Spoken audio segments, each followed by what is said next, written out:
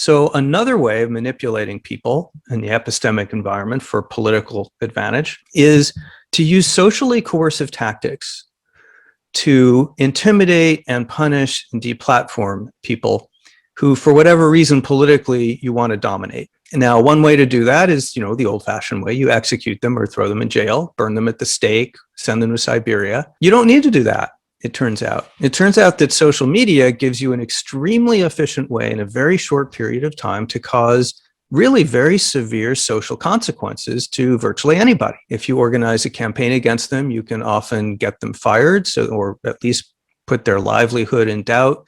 You can demolish their reputation. So, next time someone Googles my name, racist comes up, you can turn their friends against them by making them radioactive. People will be afraid to associate with me. You can even play with their psyches, because if everything you're reading and seeing suggests that you've said something atrocious, intolerable, shameful, you'll internalize that. I can tell you this as a gay American. You'll think, oh, there must be something wrong with me. I should never have said that. I should never have even thought it. Polls now show that 60% of Americans and an even higher proportion, more like 2/3 of students, say that they are reluctant to express their true political viewpoints for fear of social consequences of one kind or another. 1/3 of Americans, and by the way, this is true left, right, and center, this is not limited to conservatives, now say that they are worried about losing their job or career opportunities if they say their true views about politics. Yet another study, some people found that, it's hard to measure, but that the level of chilling right now, self-censorship and chilling in the US, is approximately 4 times the level at the height of the McCarthy era. And these are all the people who are worried about, if I use the wrong pronoun, will I be blown up? But you don't know what it is, because remember, as you just said so importantly, this is about the weaponization of fear. Counselors don't want you to know what's safe to say. They want to decide that.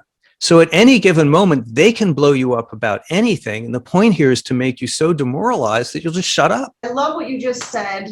You said you, not the thing. So I want to get into what you think about cancel culture now. But for me, the thing that I find the most horrific about it is that it is about canceling a person, not canceling a bad act. I am a firm believer in ethical resilience. I believe that, we all make mistakes. I believe institutions make mistakes, and that one of the strongest things we can do ethically is to think about how we recover from those moments when we all have these inevitable errors in judgment, or perhaps worse. But the idea that you're going to cancel a person, to me, is not about accountability. It certainly is not about learning from our mistakes. It is weaponization, it's warfare.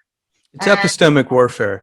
Yeah, but the point you just made is so crucial. The great innovation of constitutional knowledge, science, journalism, and all that is, as Karl Popper put it, to paraphrase, we kill our hypotheses instead of each other. Now, that's a very new idea, because what did you do with a heretic in the past? Someone who had the wrong idea about God? Well, you burned them. That's how you got rid of that hypothesis. Societies cannot learn that way because people are afraid to make errors. And if they're afraid to make errors, they're afraid to venture hypotheses. And they're also afraid to be corrected for making errors. So along comes the Constitution of Knowledge, and it says, wait a minute, let's flip this over. Let's completely change the ethos. Everyone makes errors.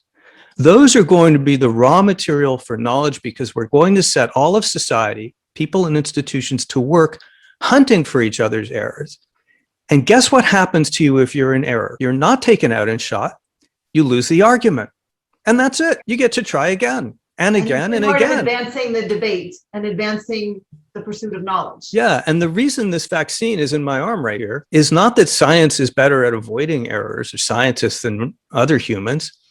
It's that the Constitution of Knowledge, the system we have, makes its errors incredibly quickly and harnesses millions of expert minds around the world to find those errors incredibly quickly.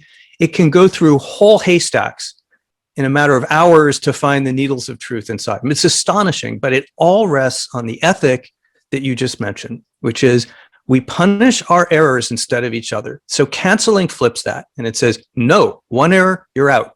Your reputation is destroyed, your life is destroyed, maybe you're fired, and there's no escaping it. It's a zero learning environment, but it is a humanity destroying environment. At least it destroys individuals. People